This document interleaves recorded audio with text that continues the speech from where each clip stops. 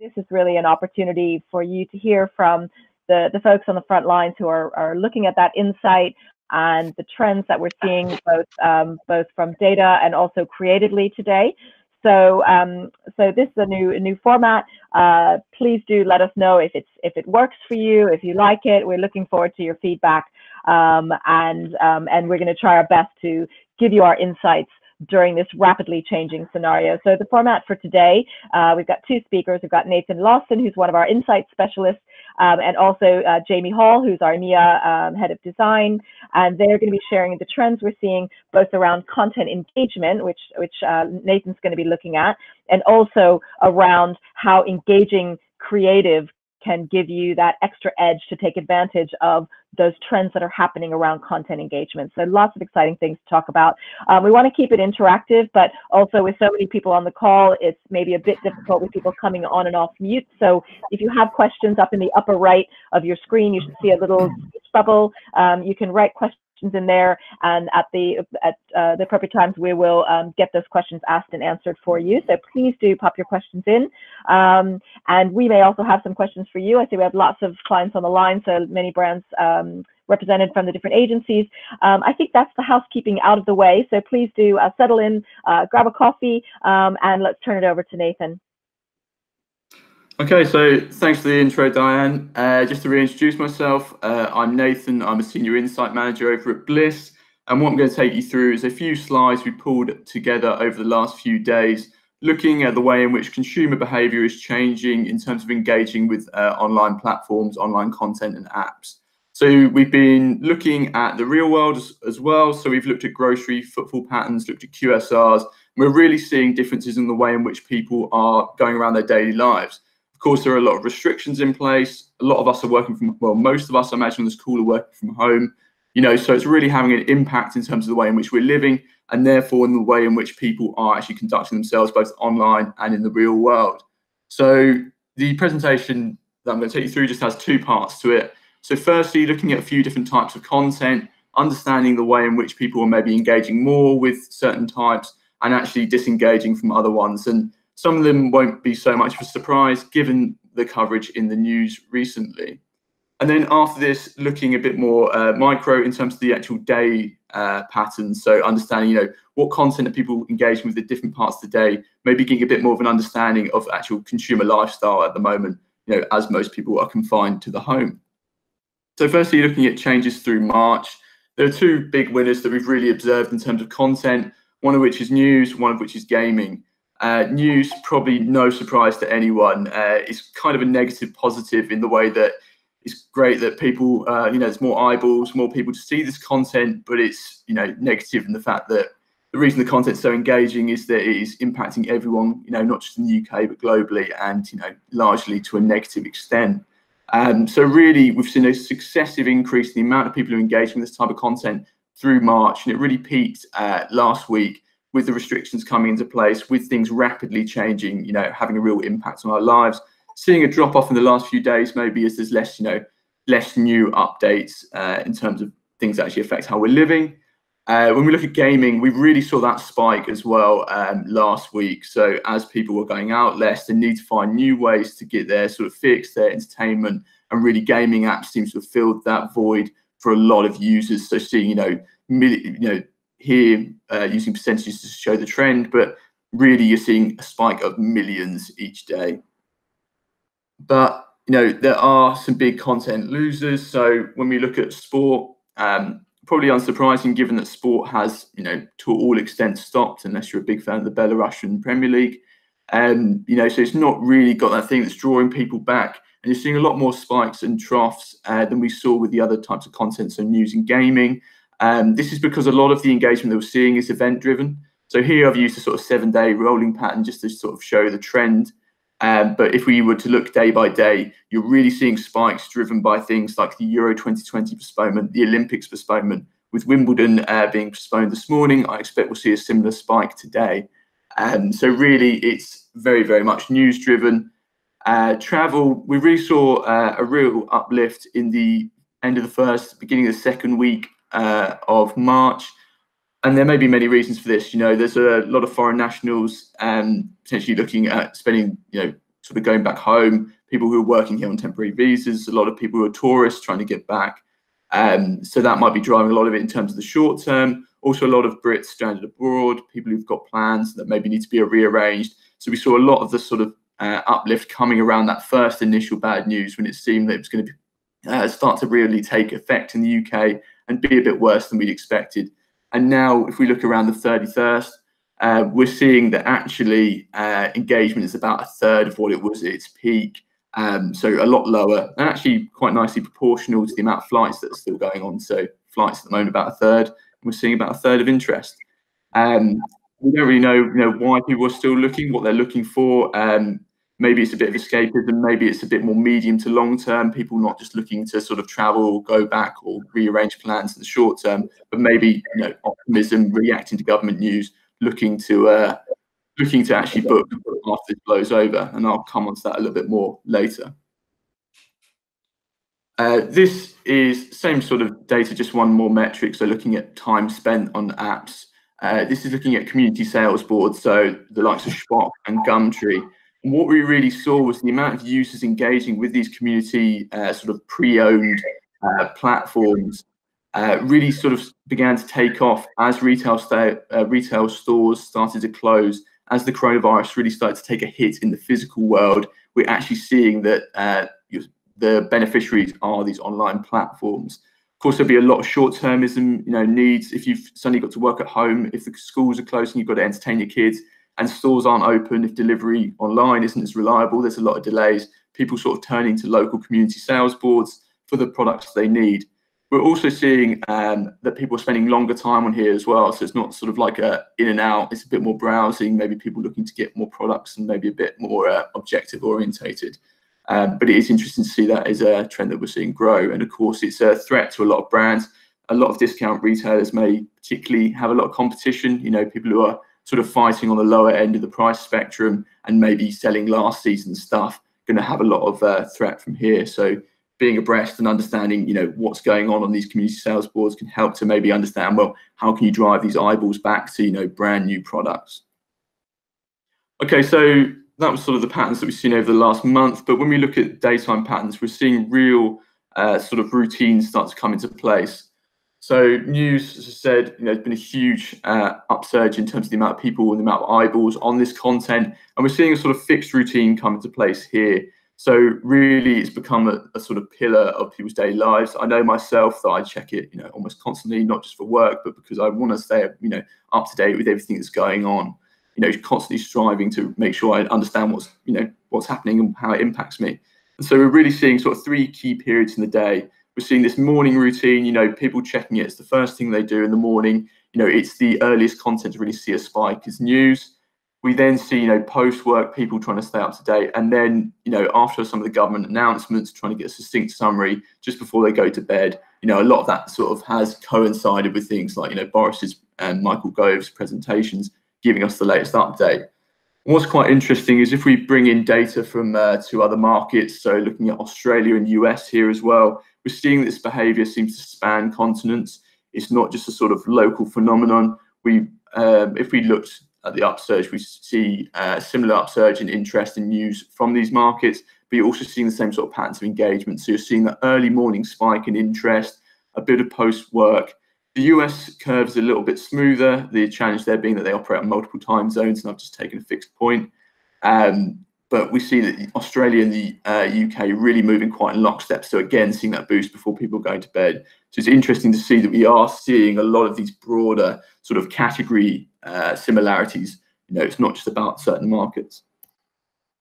When we look at sports content, we're seeing that follows in some ways a similar trend to news, but far more skewed towards the morning.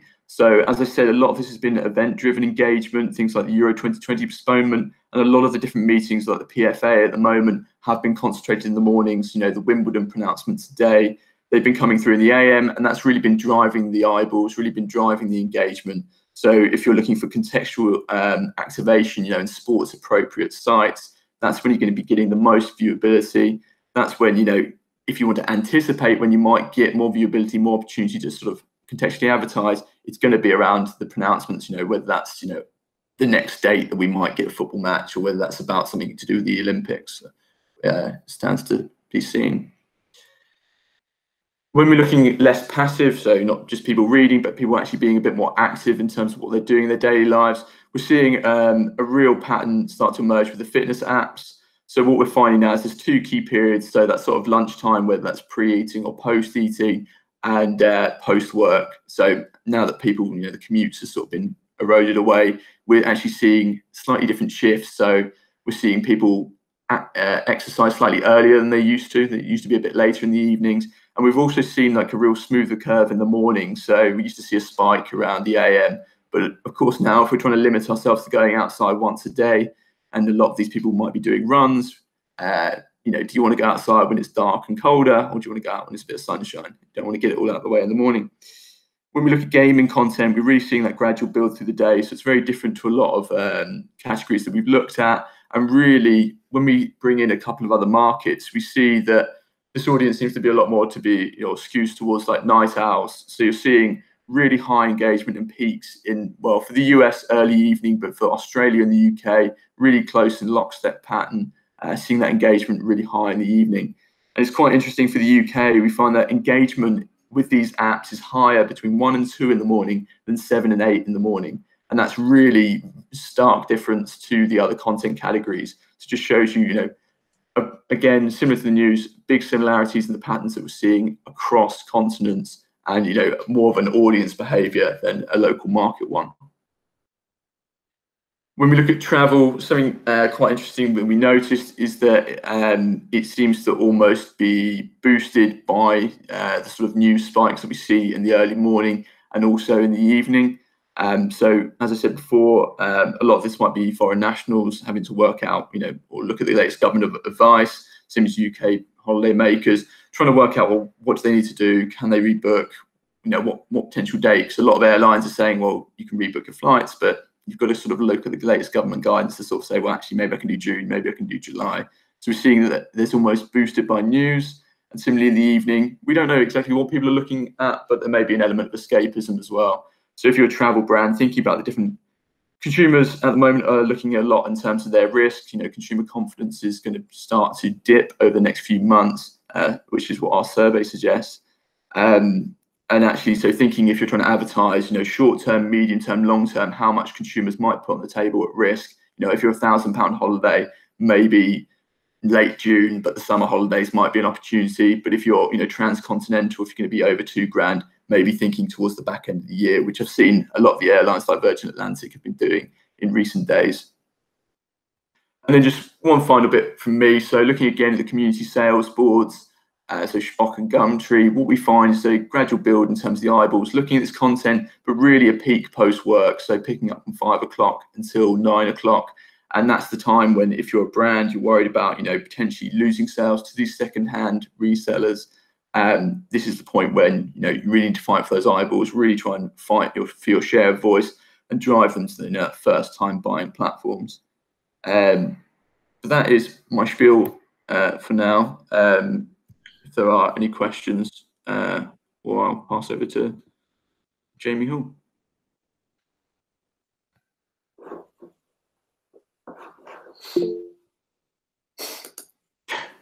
All right, Jamie, the wheels. Yeah, cool. Thanks, Nathan. Just going to share my screen.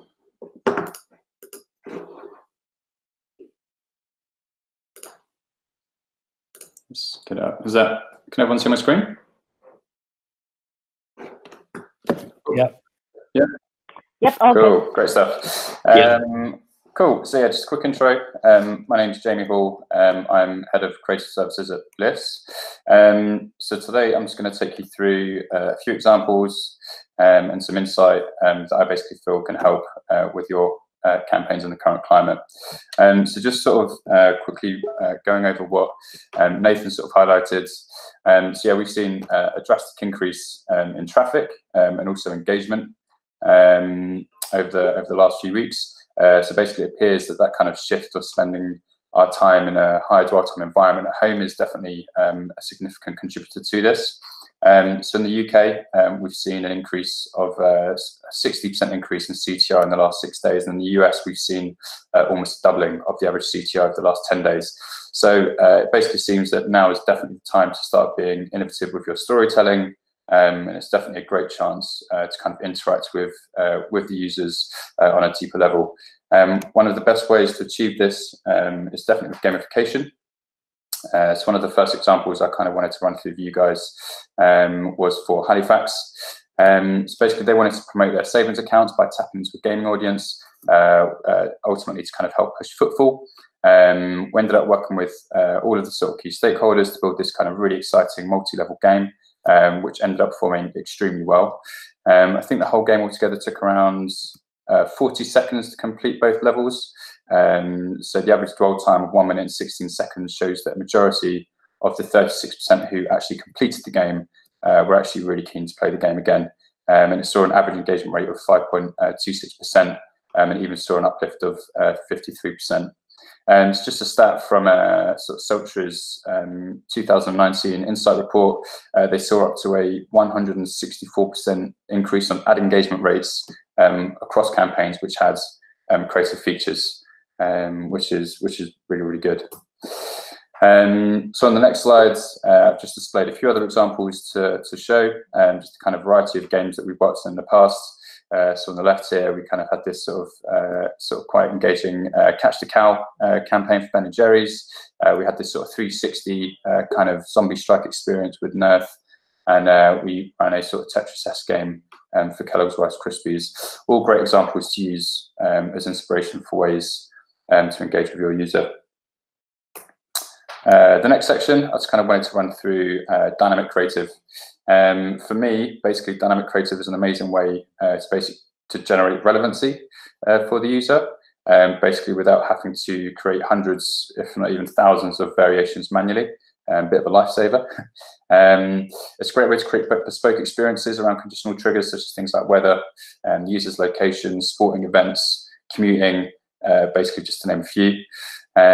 This example from Nike basically tweak the creative based on the weather, set up different conditions for day, night, and when it rained. And it basically saw an engagement rate of 4.77%, had a dwell time of just under 7.5 seconds, which is really good. So more insight from sort of Sultra's Insights report.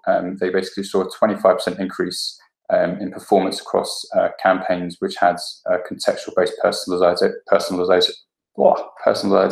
sorry, which again is a significant increase. So just wanted to run through some more kind of dynamic examples for Adidas, Co-op, and B&Q.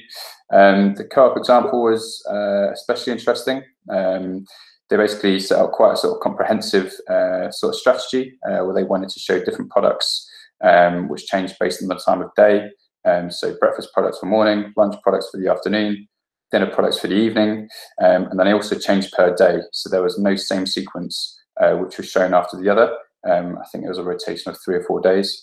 And then also pulled in the nearest store and also the exact amount of price drops per store nationwide, which is a great sort of use of how granular you can go when kind of data is basically used in the right way.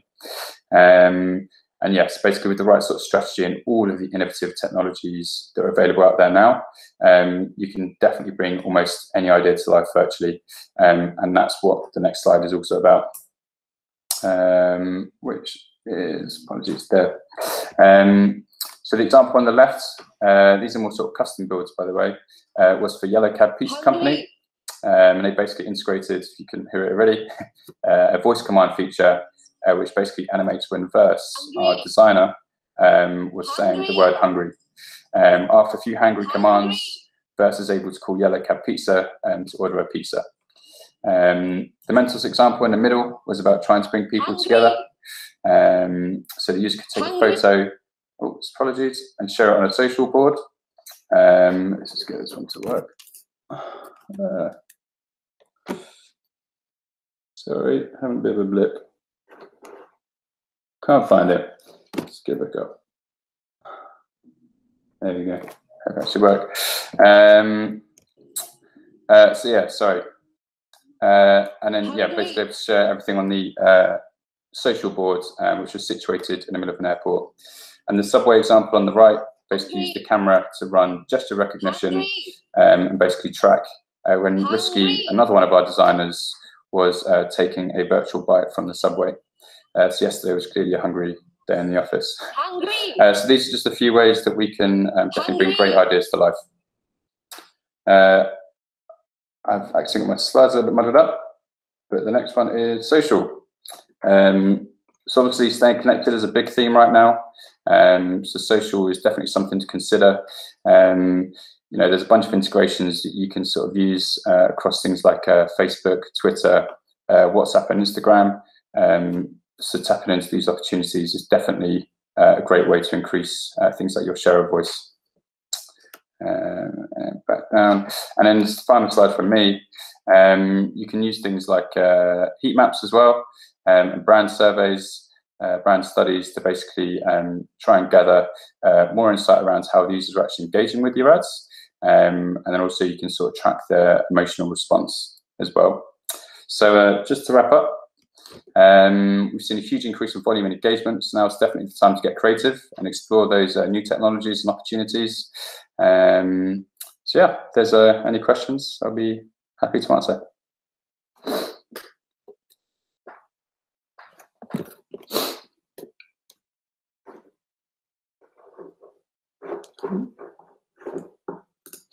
Keep that. Cool.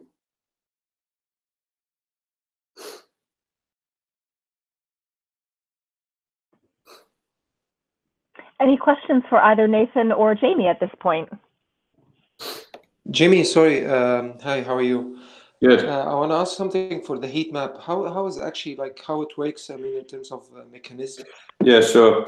So basically, we kind of put like a kind of layer over the creative, and then what it does is it basically tracks all of the sort of pixels that have been interacted with on that page, and then you kind of export it a bit like a sort of CSV file, and then when it's kind of uploaded into this kind of little platform that we built in house, it kind of shows you visually where everyone sort of interacted with the ad. So you can sort of lay that over the top, and then you can obviously see, you know, kind of which parts. To be honest, we've run it a few times, and we've actually found some interesting insight, you know, in terms of people clicking certain sort of keywords, sometimes even more than the actual CTA itself and stuff like that. So it's definitely an insightful sort of piece to use and to consider for your campaigns, and you can definitely learn from it as well. Thanks.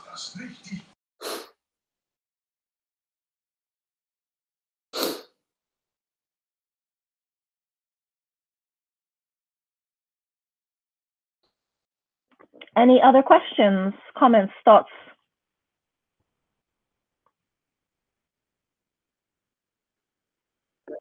Okay, well, I suppose Nathan and Jamie have covered it all then.